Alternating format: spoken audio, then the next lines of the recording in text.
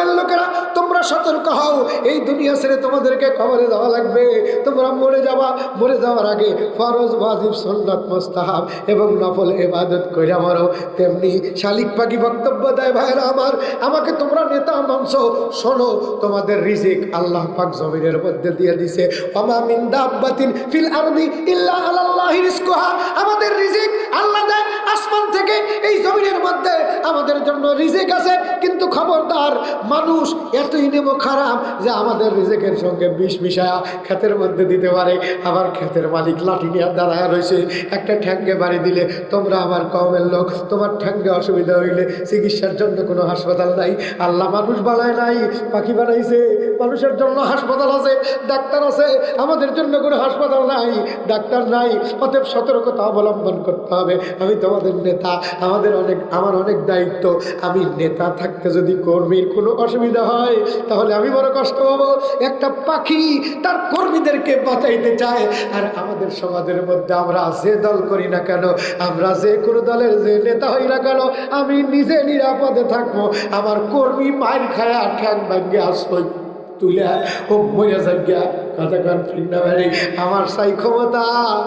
অথচ পাখি একটা মাখলুক, ও ডাক দিয়া কয় না মরি আমি মরবো, তোমরা কেউ আগে ক্ষেতের মধ্যে যাবে না, আমি আগে যাই। ক্ষেতের মধ্যে যা টুব্বুস করে একটা তিলা খায় দেয়, হাঁটে, কয় না ঠিক আছে, এখনো বিষ দেয় নাই। খাজার নামে মাজার করে দেখায় কিছু খাজার শান, দিনে করে ভণ্ডামি আর রাত্রে মারে গাজায় ঠায়।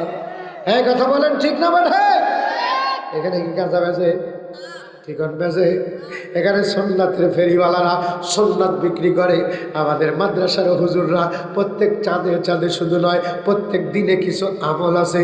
আসরের নামাজের পর সন্তানদেরকে আমল করায়, আউযু বিকালিমাতিল্লাহি তাম্মাতি মিন শাররি মা খালকি।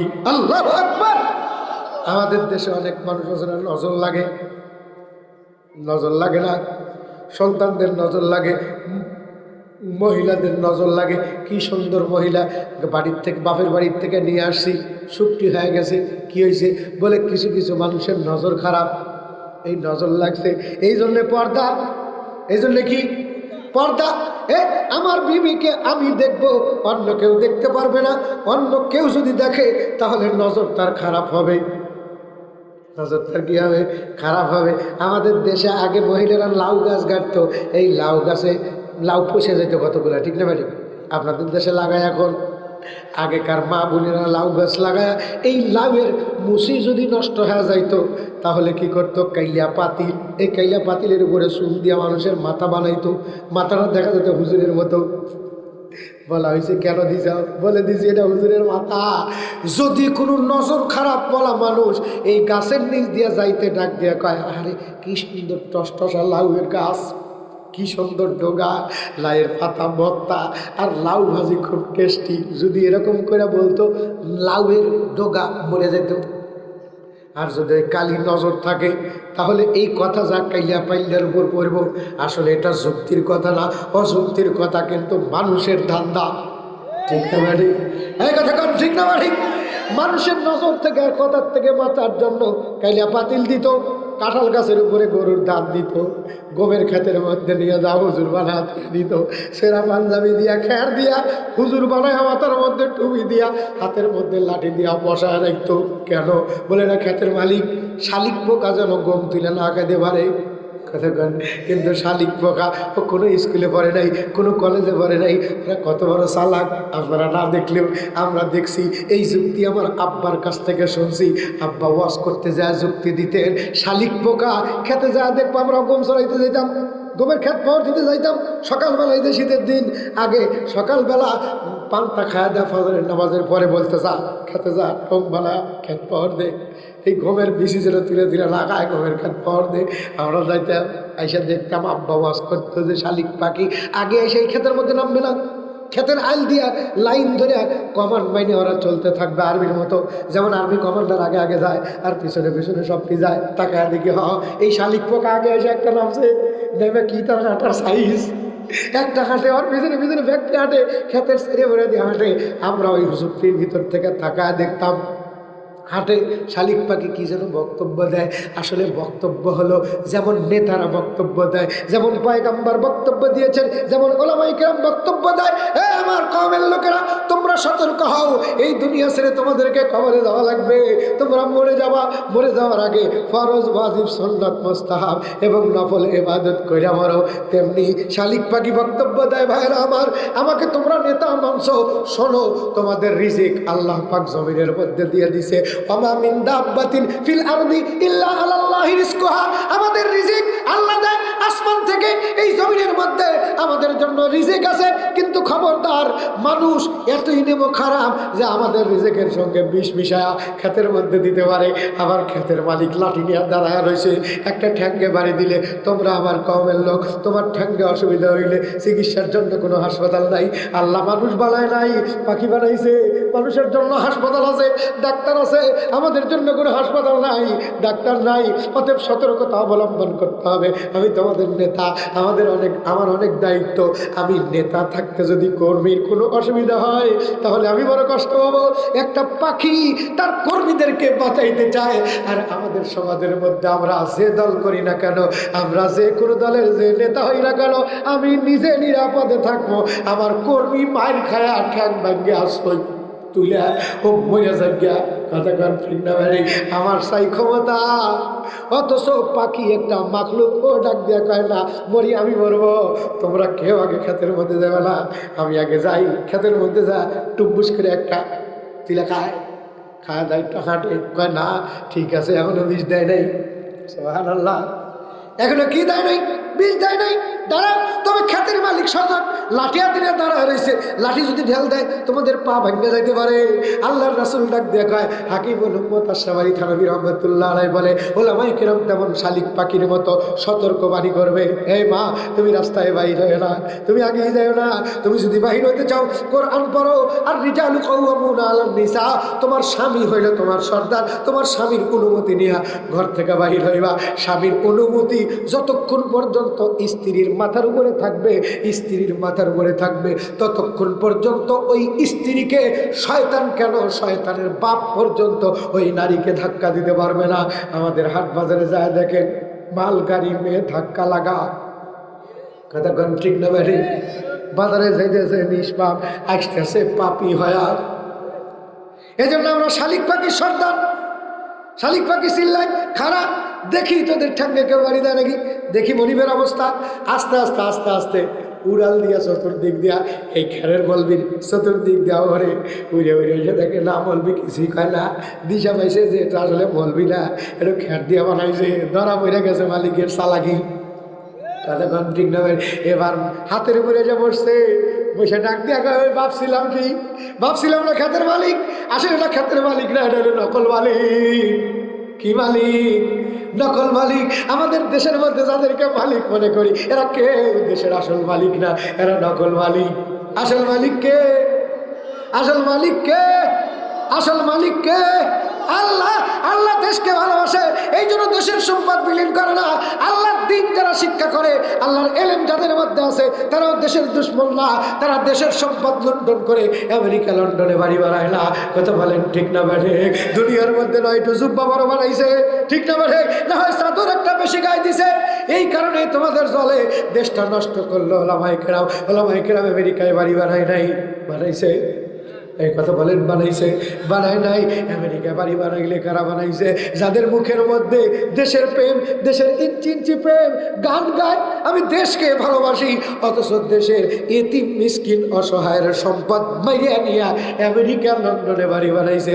আল্লাহ ডাক দিয়া কয়, খাবি খারা, উপরের পোকা খেবার দেশ না, উপরের মাখলুককে খেবার দেশ না। তুই ক্ষেতের মধ্যে বীজ দিয়া রাখ, আমি মাটির ভিতর থেকে এমন পোকা বাইর করবো, ওর কাছে বিষ কুলায় না, কিছু কুলায় না।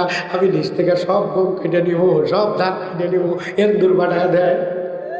আল্লাহ ডাক দেয়া কয়, আমেরিকা, সারা পৃথিবীর মুসলমানদেরকে দোয়াইতে চাস, তোর টাকা দিয়া, তোর বম দিয়া ইসরায়েলের মুসলমান, ফিলিস্তিনের মুসলমানদেরকে মারতে চাস, বমবিন করে হাজার হাজার মায়ের কোল খালি করছিস। খারা, আমি আসতেছি, দেখ সামান্য একটা সিগারেটের আগুন থেকে কি করে দিতে পারি। আমি সেই আল্লাহ। এই কথা বলেন ঠিক না? আমি সেই আল্লাহ। তোদের দয়া লাগে না মুসলমান মারতে, কিন্তু আমাদের দয়া লাগে। তোদের জঙ্গলের মধ্যে বিড়াল আছে, বাঘ আছে, হরিণ আছে, সিংহ আছে, গন্ডার আছে। ওলামায়ে কেরাম কাঁদে, আল্লাহ তুমি আগুন দিয়া শুধু ইহুদি খ্রিস্টানদেরকে মারতেছ না, তুমি তো দেখা যায় ওই জঙ্গলের নিরহ প্রাণীগুলো মারা যাইতেছে, এই জন্য আমাদের দিলের মধ্যে দয়া হইতেছে। কথা বলেন ঠিক না ভাই? আল্লাহ ইমানদারদের জন্য এলাকা বাঁচায় রাখে, আবার এলাকায় যখন গজব দেয় তখন ইমানদারকে দেখার টাইম নাই। ইমানদার এক সমস্ত ডলক দেয়, কে তুই থাকতে সৎ কাজের আদেশ করলি না কে? কথা বলেন ঠিক না ভাই? এই মসজিদটা সৎ কাজের আদেশ ইমানের মারকাজ। ইন্না আউওয়ালা বাইতিন উযিয়া লিন-নাস লাল্লাযী বিবাক্কাতা মুবারাকাও ওয়া হুদাল লিল আলামিন। চিল্লায় কর মারহাবা। হেদায়েতের মারকাজ মসজিদ। এই মসজিদে আসতে ভয় পাও, মসজিদে আসলে না, মাদ্রাসার মাহফিলে আসলে না, ঈদগাহের মধ্যে বসে থেকে বয়ান শুনবা আসলে না, কিন্তু যেদিন মরে যাবে সেদিন নিজের পায়ে আসতে পারবা না। কাপড়ের কাপড় চকলেট পেছানে পেছায়া তোমাকে এখানে নিয়ে আসবে। এই কথা বলেন ঠিক না ভাই? সেদিন ফয়সালা হবে, তোমার জিন্দেগি শেষ, জান্নাতি না জাহান্নামী। আমরা মৌলবীরা জান্নাতের কথা বললে অনেক মানুষ ডাক দিয়ে কয় বুয়া কথা, জান্নাত বলতে কিছুই নাই। আল্লাহর নবী ডাক দিয়ে কয়, হে আমার সাহাবীরা, জান্নাত বলতে কিছুই নাই। ইহুদি খ্রিস্টানরা কয়, কারণ যত নবী দুনিয়ার বুকে আইছে কোন নবী জান্নাত দেখে নাই, জান্নাতের খবর পাইছে। কোন নবী জাহান্নাম দেখে নাই, জাহান্নামের খবর পাইছে। আল্লাহ পাক এই রজবের সাথে আমাকে বাইতুল্লাহ থেকে বাইতুল মুকাদ্দাস থেকে প্রথম আসমান, দ্বিতীয় আসমান, তৃতীয় আসমান, চতুর্থ আসমান, পঞ্চম আসমান, ষষ্ঠ আসমান, সপ্তম আসমান পাড়ি দিয়া সিদরাতুল মুনতাহা, এই সিদরাতুল মুনতাহায় কুলবৃক্ষ, এই কুলবৃক্ষর গোড়ার থেকে একটু দূরে গেলে জান্নাতুল মাওয়া। আমাকে আল্লাহ পাক শুধু জান্নাতুল মাওয়া নয়, অষ্টম খণ্ড জান্নাত, জাহান্নাম, লৌহ কলম সব কিছু, আরশ কুরসি আল্লাহ পাক আমারে দেখাইছে যেই মাসে। এই মাস সম্পর্কে আর এই দেখা সম্পর্কে বিশ্বাস করা আমার উম্মতের জন্য ঈমান। আমরা তো ঈমানের বলে বলিয়ান, ও তোরে শরীর আকা বীরে দাও বন্ধ, মুসা খালিদ তারিকের রক্তের স্রোতে বহমান আমাদের শিরায় শিরায়। আল্লাহু আকবার। আমরা তো সেই সে বীরের জাতি, উঁচু সিঁড়ি মানোয়ারও যাদের নীতি, শহীদ আমোদ তাই দেখিয়ে গেলেন বালাকোটে বহিয়ে ওদের ধারা, ইংরেজি বুনিয়াদের ভিতু কাঁপানো শাহ আজিজেরি বিপ্লবী ফতুয়া, কাদিয়ানি শিয়াবাজ করেছিল রদ শাহ অলিউল্লাহর চিন্তাধারায়। সেই চিন্তাধারার একটা ধারা, প্রত্যেক গ্রামে গ্রামে একটা করে কওমি মাদ্রাসা হবে। সেই মাদ্রাসার থেকে প্রত্যেকটা মানুষ সারা জীবন ছোট্ট ছোট্ট ছেলেমেয়েরা কোরআন হাদিস শিখবে, আর বছরে একটা রাত কোরআন হাদিসের একটা চ্যাপ্টার শেখার জন্য এলাকার সব মানুষগুলো ওয়াজ মাহফিলের আয়োজন করবে। চিল্লায় কান মারহাবা। এই মাদ্রাসাটা যেমন প্রতিষ্ঠা করা ইবাদত, তেমনি এক রাত্রির জন্য কোরআন এবং সুন্নাহ শোনা এলাকাবাসীর জন্য ইবাদত। কতক্ষণ ঠিক না? এই ইবাদতের মাহফিলে আসছি, আমাদের দায়িত্ব কি? দায়িত্ব আমাদেরকে যে সম্পদ দিয়েছে, এই সম্পদ আমি একা ভক্ষণ করতে পারবো না। আল্লাহ ডাক দিয়ে কয়, ওয়াইতুইমুনাত তুআমা আলা হুব্বিহি মিসকিনাও ওয়া ইয়াতীমান ওয়া আসীরা। হে আমার উম্মত, তোমাদেরকে যে সম্পদ দান করা হয়েছে, এই সম্পদ থেকে তোমরা তিন শ্রেণীর মানুষকে সহযোগিতা করবা। সুবহানাল্লাহ কর, আরো জোরে কর সুবহানাল্লাহ। তাহলে নবীর তরিকায় যে এই মাদ্রাসা হয়েছে, এই মাদ্রাসায় সহযোগিতা করা কাদের দায়িত্ব? কাদের দায়িত্ব? আমাদের দায়িত্ব। কাদের দায়িত্ব? আমাদের দায়িত্ব। আপনাদের দায়িত্ব কি? আপনারাই যে সময় দিচ্ছেন, এই সময় দিয়া কোরআন হাদিস শুনা 3 মাসের হায়াত বৃদ্ধির একটা ট্যাবলেট পাইছেন, পান নাই? এখন আল্লাহ পাক ডাক দিয়ে কয়, তোমাদেরকে যে সম্পদ দেওয়া হয়েছে, শুধু জানি ইবাদত নয়, মালি ইবাদত করতে হবে। তোমাদেরকে এই যে জান দিয়া বসে আছিলেন, এখানে যে বসে আছিলেন, এটা জানি ইবাদত। এখানে 2 ঘন্টা বসেছিলেন, 60 থেকে 70 বছর নফল ইবাদত পাইতের সওয়াব আল্লাহ পাক আপনাদেরকে দান করে দিছে। আরো জোরে কোন সুবহানাল্লাহ। এখন আপনাদেরকে যে মাল দিছে, জান কার? জান কার? মাল কার? আরো জোরে, আরো জোরে। এসার পরে কোন হুজুর যেন বয়ান করেছেন? বয়ান করছে কেনা? না না, তার আগে আমি ইসলাম আশরাফির আগে ওয়াজ করছে কে? মাসুম বিল্লাহ সাহেব আপনাদেরকে আয়াত শোনাইছে, ইন্নাল্লাহ আশতারা মিনাল মুমিনিনা আনফুসাহুম ওয়া আমওয়ালাহুম বিআন্না লাহুমুল জান্নাহ। আল্লাহ ডাক দিয়া কয়, আমার জান আমার মাল তোর কাছ থেকে কিনে নিছি, কিসের বিনিময়? ওয়াজ শোনেন নাই আপনারা? আমি তো আসতে শুনছি, আমার জেহেনের মধ্যে আছে, আমি প্রধান বক্তা, 3 জনের ওয়াজ আমার ফিনিশিং দেওয়া লাগবে। এটা আমার দায়িত্ব, ঠিক না বাড়ে? এটা আমার দায়িত্ব, বুঝিয়ে দিতে হবে। ও 2 জন না বুঝিয়ে দিলে আমার দায়িত্ব বুঝিয়ে দেওয়া লাগবে। আশরাফি সাহেবের আগে বয়ান করেছেন মাসুম বিল্লাহ, বলেছেন ইন্নাল্লাহ আশতারা মিনাল মুমিনিনা আনফুসাহুম ওয়া আমওয়ালাহুম বিআন্না লাহুমুল জান্নাহ। আল্লাহ ডাক দিয়ে কয়, এই তোমার জান আর তোমার মাল আমি জান্নাতের বিনিময়ে খরিদ করে নিছি, অতএব তোমার জান জান্নাতের জন্য খরচ করবা, তোমার মাল জান্নাতের জন্য খরচ করবা। রাস্তা কই? আল্লাহ পাক দ্বিতীয় বক্তার ওয়াজের মধ্যে রাস্তা কয়ে দিয়েছে, ইয়া আইয়ুহাল্লাযীনা আমানু হাল আদুল্লুকুম আলা তিজারাতিন তুনজিকুম মিন আযাবিল আলিম। আমি কি বলে দেব তোমাদের সেই রাস্তা, যেই রাস্তায় তোমরা যদি তোমাদের জান আর মাল ব্যয় করো, যন্ত্রণাদায়ক শাস্তির থেকে তোমরা মুক্তির সার্টিফিকেট পাওয়া যাইবা।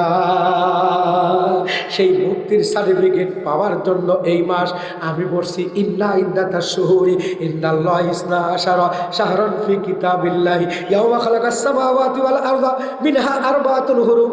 চিল্লায় কোন মারহাবা। সেই দামি মাসের মধ্যে আসছি, যেই দামি মাসের মধ্যে আমরা নামাজ পাইছি, যেই দামি মাসের মধ্যে আল্লাহর নবীকে আল্লাহর বাড়িতে মেরাজ করাইছে, যেই দামি মাসে আল্লাহর নবীকে একটা দোয়া দিছে, হাদিস দিছে, যেই হাদিসের উপরে আমল করলে 3 মাসের হায়াত বৃদ্ধি হবে। সেই মাসে আমরা জান আর মাল দিয়া জান্নাত খানা খরিদ করতে চাই। কারা কারা একটু হাত তুলি তো? নারায়ে তাকবীর, নারায়ে তাকবীর। আল্লাহ তোমার জান্নাতে যাব, বলেন আল্লাহ তোমার জান্নাত, আল্লাহ তোমার জান্নাতে যাব, বিনিময়ে জান মাল যা কিছু, বলেন জান মাল সবই দেব, বিনিময়ে আল্লাহ মোরা জান্নাতে যাব। একা যাবেন না বউ নিয়ে? যাবো, মোরা যাবো রে। হ্যাঁ মাশাআল্লাহ। এখন হাত নামান। কোথাও যাইতে গেলে গাড়ি ভাড়া দেওয়া লাগে, দেওয়া লাগে কি লাগে না? এখন 10 মিনিটের জন্য একজন লোক উঠে যাবেন না শেষ মনোজাত না করে?